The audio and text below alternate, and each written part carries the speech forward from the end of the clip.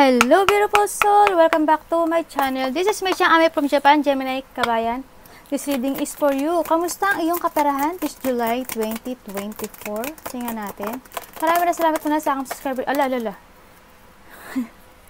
This subscriber cross watcher. Sa mga bago pasok dyan, welcome na welcome kayo sa bahay ni Ate Aimee. Maraming salamat din sa nakakataba ng puso ninyong mga comments. Dahil halos lahat kayo is resonate. I-comment lang mga kabayan ng iyong energy is naiwan dyan. Pati pangalan nyo, binabasa ko. Makukulay yung energy nyo. Makaresonate na kayo sa ating reading. Maraming salamat din sa mga nagpa-personal. Wow! Oh my God! Nakita nyo yun? Ako nakita ko. Sa mga nagpa-personal reading dyan, maraming salamat. Kung gusto po na personal reading, yun, energy nyo lang talaga. Tandaan nyo, general to ha. Ang gusto nyo makuha natin, nasa baba po ng video to, how to contact me. No?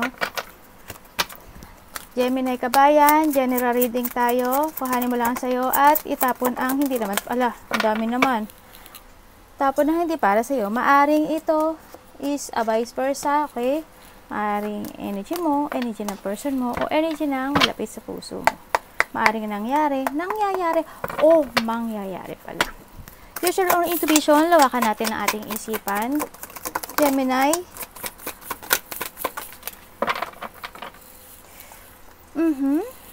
like I told. Parang yung lumabas yung nasa isip ko. Lumabas siya. Okay. Wow, the arrow. Gemini in July. Arrow, you are on the right path regarding some aspect of your life. Nasa right path ka pa naman, sinasabi nito, regarding sa iba. Wow, there's a wealth. Oh my God, congratulations. Okay. There's a February. Oh my God. Success.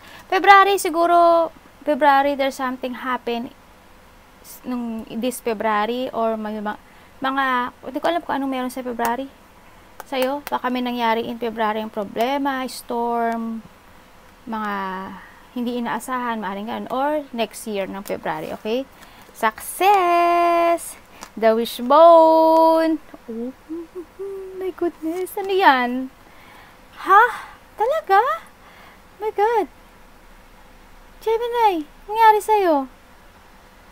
Ito na. Okay. Success, wishbone, wish granted, and wealth. Hala, inakot mo na. Paano na kami nito?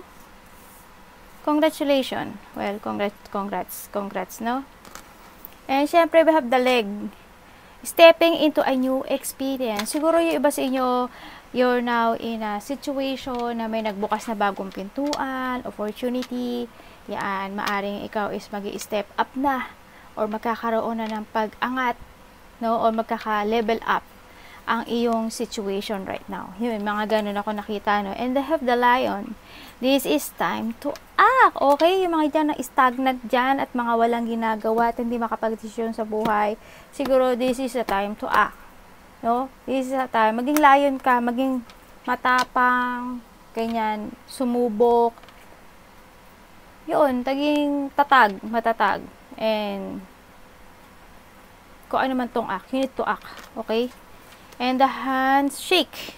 Meeting with a stranger could be important. Okay, yung iba siguro sa inyo, may mamimit kayo na new person in your life na makakatulong sa inyo when it comes to your success, wealth, ganyan. Siguro, maybe your friend or a new or a stranger, maaring hindi mo siya kilala pero bigla mo siya nakilala, or kakilala mo na siya noon tapos ngayon lang kayo na more nagkakulik. Siguro Gemini, siguro more on nakakonect ka kay Leo. Is a Leo. At we have the May. Anong meron sa May? Maybe you are dealing or man pala to, sorry. You are dealing with a relationship with a man, maaring ikaw, tatay mo, kuya mo, o karelasyon mo, kapatid mo. Yan. Siguro may makikila kang, isa iba dito, may makilala kayong lalaki man niya o babae. Well, wala naman ako sinasabing gender dito, na stranger na makakatulong sa'yo para mag-granted yung mga wish, wealth, yan, tutulong sa'yo to step up. Siguro tutulong sa'yo, siguro magbigay siya ng advice or tutulungan ka to step up or magkaroon ng level up, or magkaroon ng growth sa sarili mo, sa buhay mo, no? Yan, we have the sacred space. Create an altar. Yan, mag-create ka na altar, yung mga like ng ganito, yan, power place to connect with a divine. Yan. This is a time na, yung iba siguro, pero na kayo mga small, kahit maliit lang, na doon kayong hihingi ng tulong, pagka may mga kahit malital achievement o success, pasalamat kayo, yung problema nyo, yung kayo lang nag-uusap, ganyan. Pagka malungkot ka, masaya ka, wag lang puro lungkot, pagkat puro lungkot, hihingi ka lang sa kanya, di ba? Yung mga maliliit na bagay na na-achieve mo, yan. Halimbawa, thank you po, nakauwi ako ng safe sa bahay, yan. Tapos sa umaga uli, di ba? Salamat po, sana gabayan niyo po ako kasi lalabas ako ng bahay. Yan. Sana good things happen. Yung mga ganon. Tapos yung minsan mag-ano ka lang ng yung mga ganyang light, di ba? Kapag magpapasalamat ka, pag magdadasal ka, thankful, mga ganon. And syempre, we have the home. Apat pala to. Yan, your household situation is improving either through a move or a healthy change in the occupant. Magkakaroon daw ng improvement, no? Sa bahay mo, sa sarili mo, sa mga situation mo. And healthy. Kakaroon ng mga magagandang kalalabasan. Divine fashion. Okay, be honest with yourself. Be honest with yourself, ha? What is your heart true desire? Ano ba talaga yung gusto mo? Diba? Yan. Pinakamaganda sa basang-basa yan ako, ha? Ano ba talaga yung gusto mo sa buhay? Ano ba yung talent mo?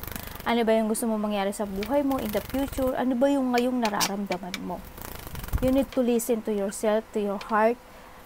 Ano yung gusto, as in, sundin mo yung puso mo. Pinaka the best, Yan, bodies of water, yan, you need to spend, or, minsan, yan, yung iba sa inyo kasi nagkaroon ng mga spiritual awakening, yan, may mga spiritual journey, siguro di sa time na minsan, or maaari yung puro trabaho ka lang, o kaya yung mga, medyo kung nasa bahay ka lang always, at palaging trabaho, bahay, siguro is time to relax. Punta ka sa beach, o kaya iba dito, magpupunta ng beach, pupunta ng lake, ocean. You need to recharge. Kailangan mo rin minsan mag-relax, mental peace, rejuvenate, meditation. Siyempre, yung altar nyo, kailangan yun, magdasal kayo doon, mag-meditate kayo doon, yun, it's a best. The best na gawin nyo yun. Para more on success and wish granted and wealth ang dumating sa buhay nyo, Siguro may mga hinihiling kayong pagbabago sa buhay nyo, Siguro may hinihiling kayong mga pagbabago sa buhay nyo na matutupad. Baka humiling kayo ng magandang opportunity, yan. Halimbawa, trabaho, hiniling mo na magka-success ka. Siguro may darating sa yung trabaho. Maybe, so iba sa mga hiniling nyo lang. Tapos doon sa part na yun, magiging successful kayo. Tapos, when you success, magkakaroon na ng wealth. Diba? Yun. Mag-ingat kayo sa leg, sa paa nyo, baka masugatan kayo, matapa kayo, o sumakit yung paa nyo, sa nakita ko dito. Ingat-ingat. Yan, may magtatapos. Maaring may nangyari or mangyayari. Maaring iba dito, mataterminate kayo or mawawalan kayo ng trabaho, o mga ganun.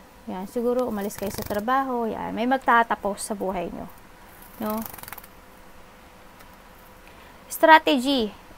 Strategy daw. And you need to step by step plan of attack to reach the next level. Okay, di ba? Kailangan nyo talaga mag-level up. Get the advice of someone who is already where you want to go. Yan, lumapit kayo if you want to success sa buhay talaga. Yan, if you want to success, maglalapit kayo sa mga tao na business-minded, sa mga tao na naging successful. Huwag kang lalapit sa advice na wala namang experience. Hanggang marites lang yun. Siyempre, lalapit ka sa mga successful person para mas marami kang advantage when it comes to opportunity, di ba? Di ba kaya nga yung iba, di ba? Saka siyempre, take a risk, di ba? Kailangan mo sumugal. Hindi ka magsasucceed kung hindi ka susugal. Kung magdadalawang isip ka, di ba? Kailangan mo mag-try na iba't ibang path. Sa nakita ko dito. Looking, okay? It's okay to look for a better work. Yan. Okay lang naman eh. Kung yung talagang desire mo yung gustong-gusto mo, okay yun. Yan. Pakaramdaman mo yung sarili mo kung ano ba talaga yung gusto mo. And be discreet in your search. Nahangangat ka tinaan ako no? Align with your life purpose to be fully satisfied.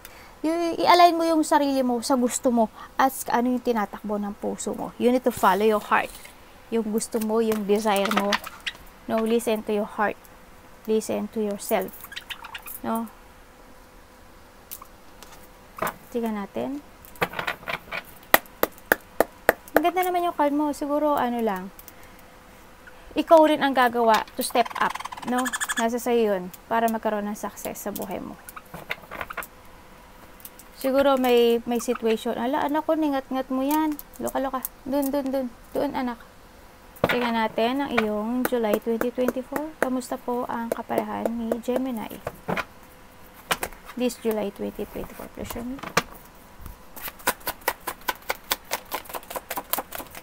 Wala.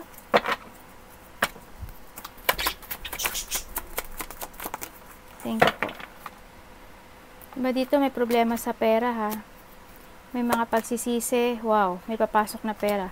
May new work, new job, new opportunity. No? Ako nakikita sa iyo. May tutulong sa iyo or may tutulungan ka? May tutulong sa iyo sa pag-angat nga.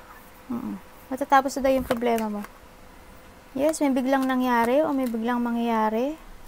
Maaaring biglang may makikita-kita or mangyayaring successful or opportunity. Ako nakita dito. Nagiging mabagal ang iba ha. Ba dito may mga labas kayo ng inyong mga close relationship maybe or may ko-connect sa iyo, no?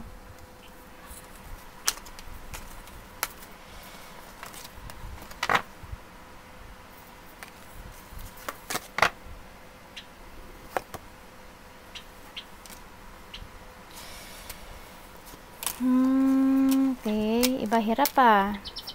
Hirap pa iba dyan. Hindi kayo magsasucess kung ganun.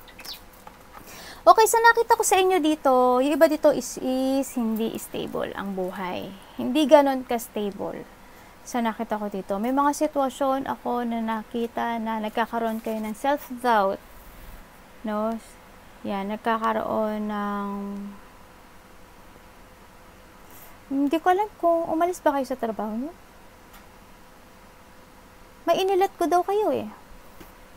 May inilet go o may inilet go kayo. Kasi hindi ko nakikita yung stability. No, sa nakita ko dito. Mag-ingat din kayo when it comes sa pagnanakaw. Tsaka losing something valuable sa buhay nyo. No, sa nakita ko dito. Kung sa job yun, iba dito siguro aalis kayo sa situation sa workplace nyo or mananakawan kayo, mawawala yung ipon nyo. And then, sa nakita ko dito na lakasan nyo na loob nyo, parang andun yung part na you are ready to grow, no? You are ready to grow pero nagugulahan kayo. May tao mga galit sa'yo. Ini-ignore mo yung calling sa'yo. Nagkakaroon ng lack of trust, hindi ko alam kung sa sarili mo, nagkakaroon ka ng lack of trust or nagigilty ka. Nagkakaroon ng guilt, nagkakaroon ng doubt, for logic.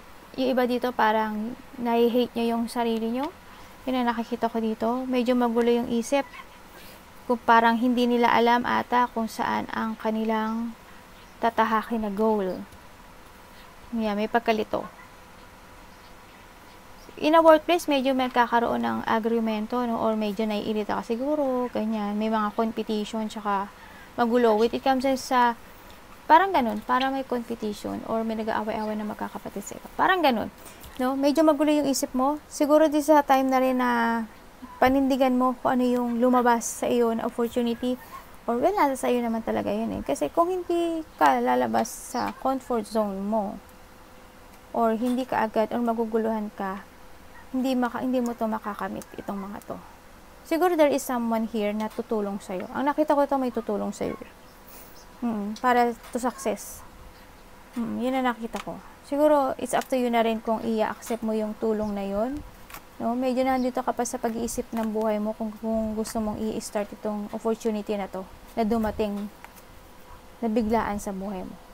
Yan, basta may offer ako nakikita. Nasa sayo na lang kung i-grab mo siya, no? Sa nakita ko dito. Yun. Ang nakikita ko sa iyo. Iba dito, magiging busy. Magiging busy daw kayo or marami kayong isipin. Marami namang nagbago eh. Ang daming pagbabago na nangyari sa buhay mo or magbabago. Pero this is a time na rin siguro na ikaw yung gagawa. It's time to renew, to revert. Yung paniniwala mo, yan, have faith. I-renew mo yung paniniwala mo. There's an exciting opportunities na darating or darating in the future yan. Dumating or darating pa in the future. Sa nakita ko, iba sa inyo siguro may travel. Nakita ko dito, siguro iba dito, past 3 weeks, 3 months, 3 days, or mangyayari pa lang, no? Sa nakita ko dito, lakasan mo lang yung loob mo, manindigan ka, huwag kang maguluhan. You need to keep moving to reach yung ano talaga yung gusto mong goal o ano talaga yung gusto mong mangyari sa buhay mo, ano talaga yung desire at tinatakbo ng puso mo. Sundin mo yon. Mas okay yon. Mas aangat ka. No? The more na ma-happy ka, the more na magiging successful ka. Kasi gusto mo yung ginagawa mo. Diba? Arigato namaste, God bless.